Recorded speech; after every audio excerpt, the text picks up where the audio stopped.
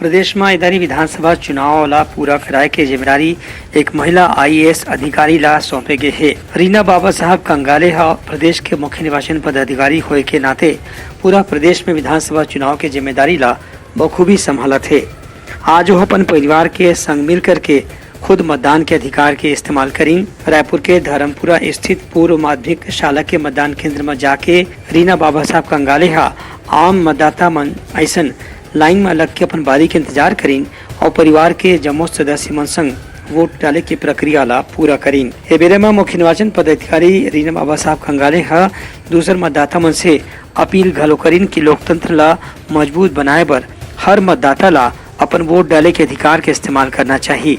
उनका कहना है कि लोकतंत्र के इतिहास में मतदाता मन के भागीदारी से ही एक अच्छा सरकार के गठन हो सकत है।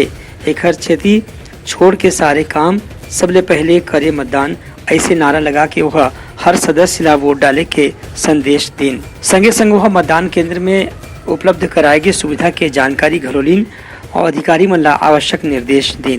ब्यूरो रिपोर्ट उत्तलंघा न्यूज।